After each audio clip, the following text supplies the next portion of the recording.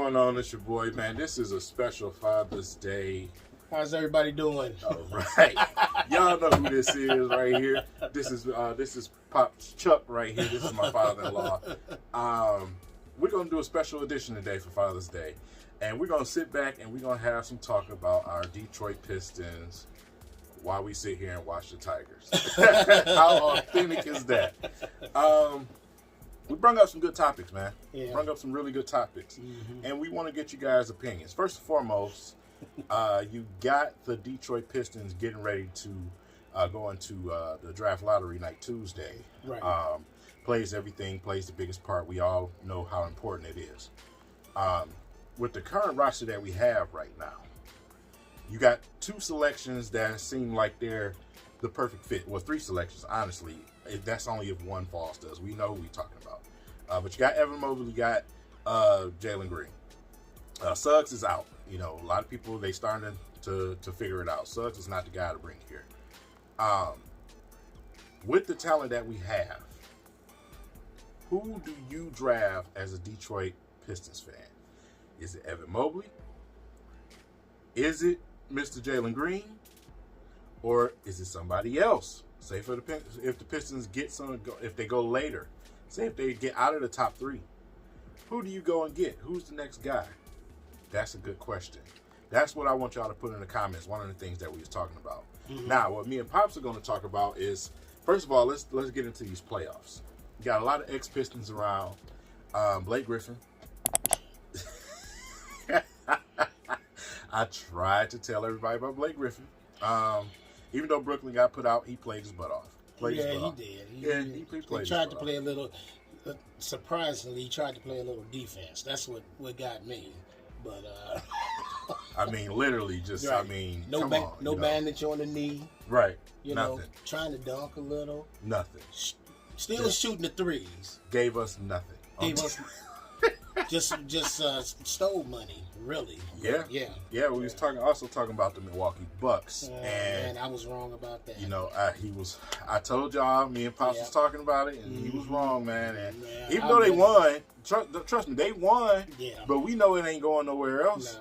Nah. Like I said, they shouldn't have won. Soft as butter. You know, like I said, you got Harden wasn't healthy. That's right. And Kyrie is out. You know what I'm saying? So we all know what this is. Like, let's not, Giannis needs another co-star.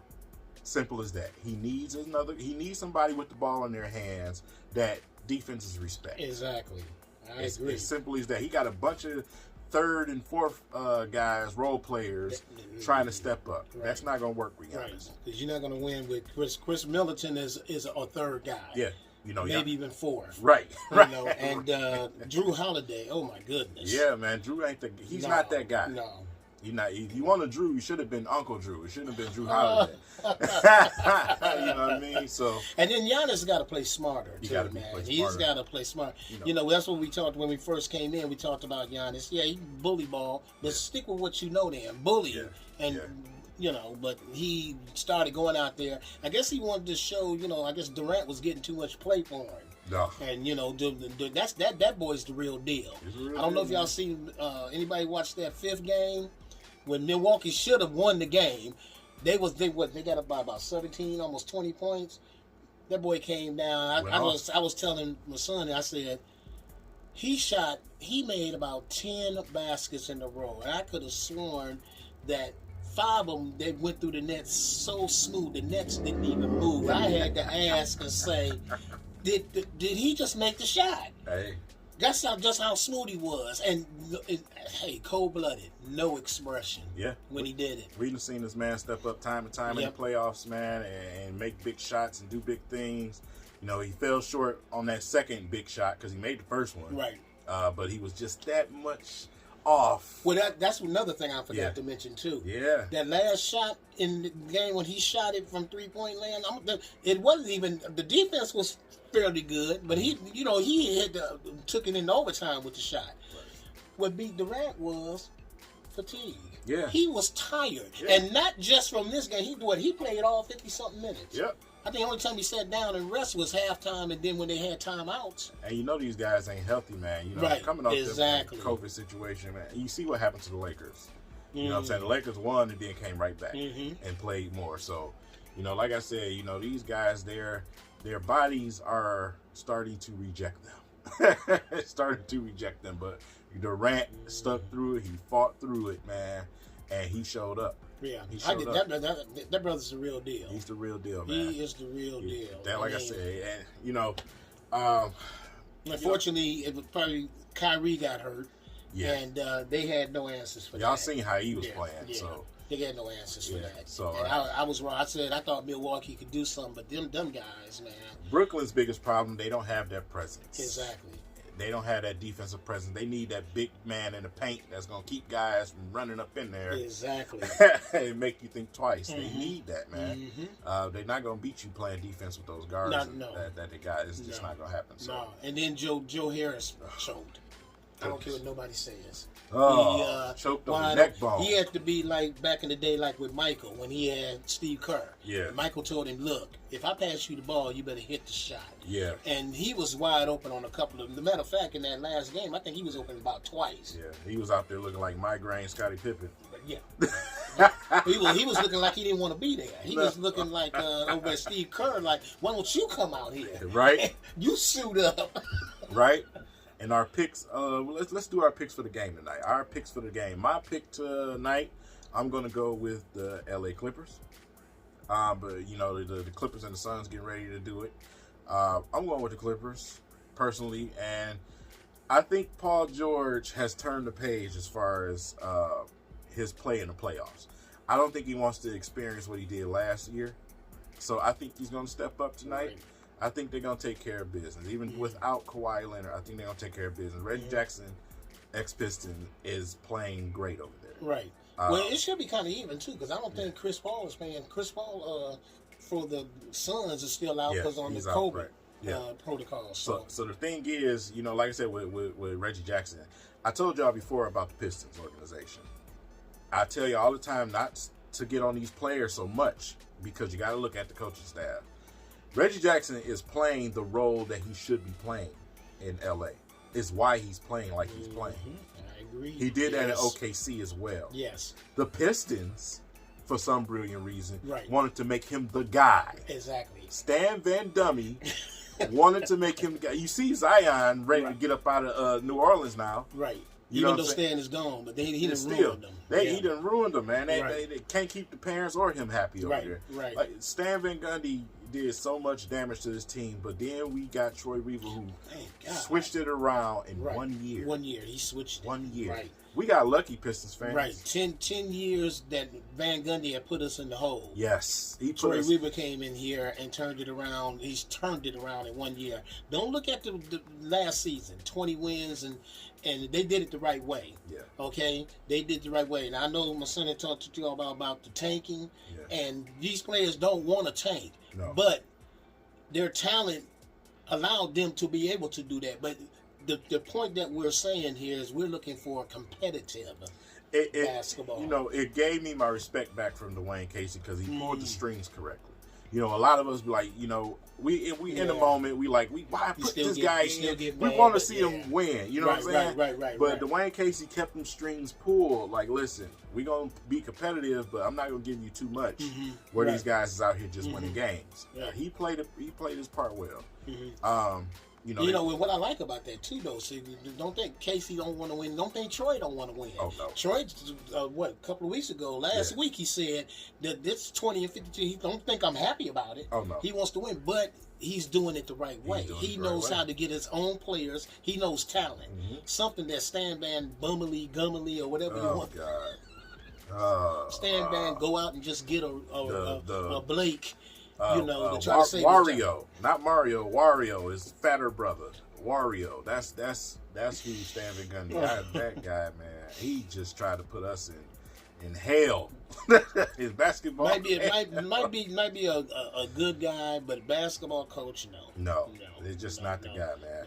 I don't like him making no decisions, to be honest. Exactly. You know, just sit on the bench and yell at people. That's what you can do. Which makes and then you see Zion is unhappy. Look, in Orlando, threw Dwight under the bus. God. You know, ruin that man's career. Right. Because Dwight Howard was that guy. Yes. Ruined that man's career. You know, and then let's not bring up the terrible drafting. You know what I'm saying? Even though he did it in Orlando with J.J. Redick, right. You come here to Detroit and you do the same thing. Get Luke Kennard over Donovan Mitchell. And that's after Donovan Mitchell had a great workout. What did you say? He didn't miss a shot. Ran all the drills that they had them to run. Did all his defensive drills. He said it was a beautiful poetry in motion. And then what does he turn around and do? Unbelievable. That's after probably his staff told him, well, you know, we're not saying Luke Kennard can't be a good player, but, you know, the guy's got bad knees. Yeah. Well, you know. Well, you know how Pistons organizations are. I mean, the Pistons organization and a lot of the fan base, well, since he's a Piston, he's going to miraculously stay healthy. We do it in all our Detroit teams for some reason. Yeah, for some odd reason. You know, we get some old scallywag dude on the Lions, and all of a sudden we expect him to be healthy all of a sudden. Exactly. Magic ain't gonna happen. Exactly. It's just not. You know what I'm saying? And we was talking about the Lions, and, you know, let's talk about the Lions. Yeah, even though we talking Pistons, let's talk about the Lions. Yeah, we talked about the Lions too. Yep, most definitely. We were just talking about DeAndre Swift, man, and how Adrian Peterson was taking up his minutes. You know, y'all remember. I'm starting to get mad, man. Oh God, I'm starting to get upset about. We always get these ragtag running backs, man, that come in here and ain't got no business here, and they get playing time over the young guys, man. It's just. Tell me something. How did you feel? Did you hear about the talks a couple of weeks ago? They was talking to Tom Gurley. This man, he's not gonna miraculously stay healthy here either. I know it's a name. He was the man years ago. You said it all right there. Yeah. It's a name. Adrian Peterson was a name from 5 years ago. Yeah. Not last year. Yeah. Not the year before that, even though, you know, he did really pretty good with the football team in Washington. Yeah. But he wasn't that anymore. No. And you got him running before Carry-On and before Swift. No. And I agree with you. Probably Swift's daddy probably told him just sit out. Then you brought old fat C.J. Anderson over here. Oh my goodness! I don't get it, man. What's wrong with our franchises? I just don't get it. Well, we got one that's on the right page now. Hopefully, that's 2. Right. We're about to see if it's 2 this season, man. Because Troy Weaver's handling his business, man, and hopefully we can get the same thing out of Brad Holmes. Yeah, hopefully. You know, those guys, they connect, they talk, they text. Right. Hopefully it rubs off on each other. Yeah. To be honest. Right. Both each other and go out there and in their respective sports and hey, let's have a little competition here. Yeah, right. You know, right. Let's have a little competition. He already said, I'm going to get him to come to some games. I'm going to go to some of his games. Go to some of his games. Bring them together. Yeah, let's have some competition. You're both downtown within feet of each other. Hey, 4 or 5 years from now, hey, let's both of us have some championship or something. Something to show in the playoffs, deep run. Yeah. I'm not talking about getting there. Look, when is the last time the Pistons been? Last time they was there was what, 6 years ago? Was it 2016? Without in 4 straight. I don't even remember. Yeah, well, the last time was with Blake. Blake played on one leg, but still. And then when we needed him, he wasn't there. And see, you know what I brought in, y'all? I you know, my son ain't put me on the spot. I fell for it. I fell for that. I fell for, you know, the rope-a-dope, as late Ali used to say. Blake was like, here it come, I got it right here. And then he threw this one on me. and when he hit me, I woke up, I said, where did he go? I said, man, he's the real deal. That fishing rod, you got to be quicker than that. That commercial, you got to be, you got to grab it. Yeah, man, and like I said, you know, people was defending him and all that stuff in the comments. Oh, he's a great person, blah, blah, blah, blah, blah, blah. Okay, all right, he showed you how much you wanted to be a Piston. Right. Right. So, you know, like I said, all right, let's talk about some of the guys that we think is going to have a pretty good breakout year as far as these two teams go. We can start with the Pistons. I want to say my breakout player this year, I'm going to stick with Sekou Doumbouya. I think at the Summer League this year and an opportunity to play next year, I think Sekou's going to prove himself. Because like I said, the second half of the season, he was starting to restore himself with playing time. I think he's going to be a breakout guy. I think he's going to get pretty much the same from Sadiq Bey, maybe a little bit more. Yeah. Sadiq Bey is mine. Yeah, Sadiq and Isaiah. I'm not gonna pick Killian because that's an obvious answer. Yeah, you know what I'm saying? Nothing, no direction but up for him. Right, so right. I'm gonna be a little bit more difficult and go Sekou. So who you think, Pop? Yeah, now you know what? I want Sekou to do good, and that's why you'll always hear me say, you know, I know people was on that bandwagon, and if you've been looking at the fan sports station and all that stuff, they're talking about Sekou may be here, may not be here. One guy wrote, he said he hopes he's here. I want him to stay, but the thing about it is you got these other guys that's ahead of him. You know, we talked about Jeremy Grant. We call him the human floor cleaner because he's always on the floor. Dude is on the floor more than Anthony Tolliver. But what makes me upset is Mason Plumlee, and I said this. I said that was fool's gold. Yes, of course he's gonna look better when he gets those minutes, and he started. But he still was the same thing. And then, if you notice as the game goes on, even watch it next year, if Plumlee is here, watch time him after that 20 minutes. Yeah. And I'm not talking about, I don't care if he sat on the bench for 5 minutes and rest. After that 20 minutes of a game, when it gets to 22, 23 minutes, watch what he be doing. You think you'd be mad at the beginning of the game. You want to see it be a layup line. When you out there running around with shoes that's too big, that's what happens, you know. And then our announcers. I mean, okay, I know you got a job to do, but did you just see that pass that he did? Y'all already know I'm done with Blaha and Kelsey. I'm so sick of it. I respect the man, right? You know, the great times and all of that. I just want something else, man. I really do. I'm tired of the same old slogans. I'm tired of layups being called windmills. I'm tired of all of that. I'm so sick of it. And then Gregory Kelser singing at the games and stuff. And, look at the Pistons and all that. Come on, bro. Like, I want some flair. So right.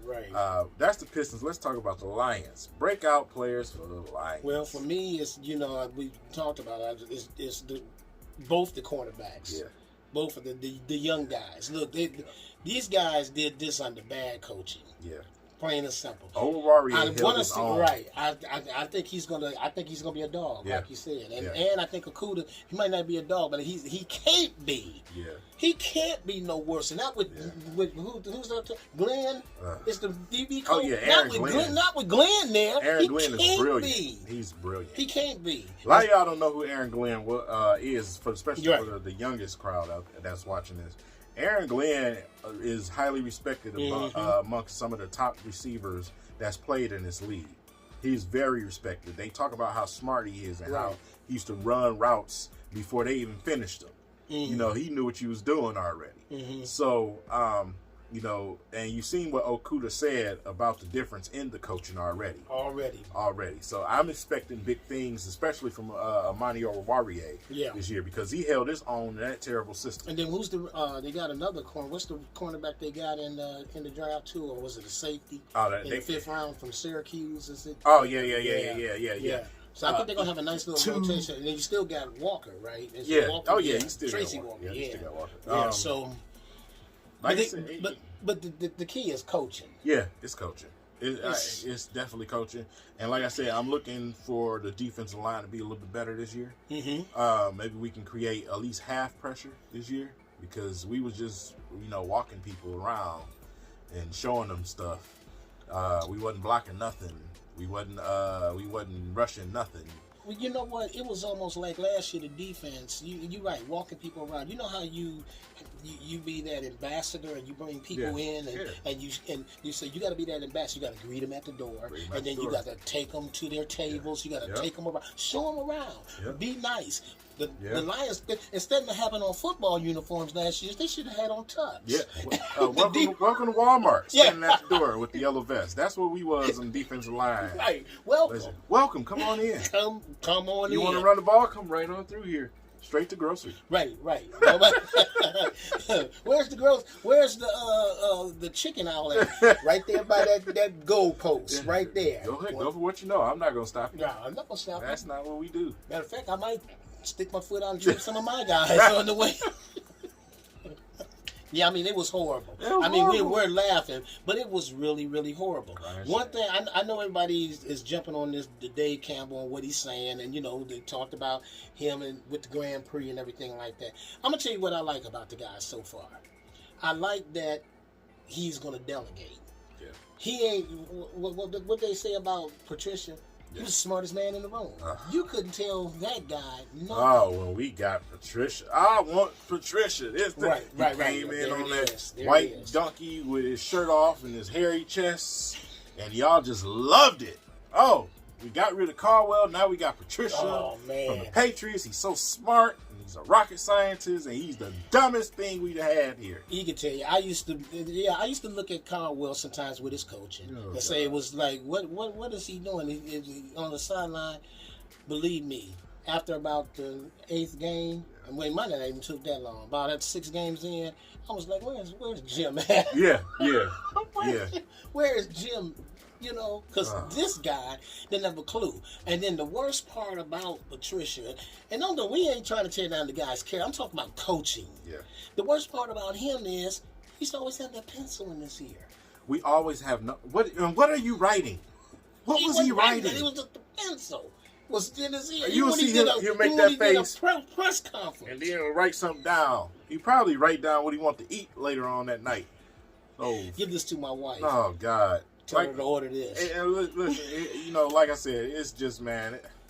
It was bad. It was really bad. But at least they got what we're looking for is just like what happened with the Pistons. The same thing with the Lions. You want them to be competitive. You want to have competitive football all the way up. You don't want to be then gave up on the season in the first week in October. You don't want that to happen.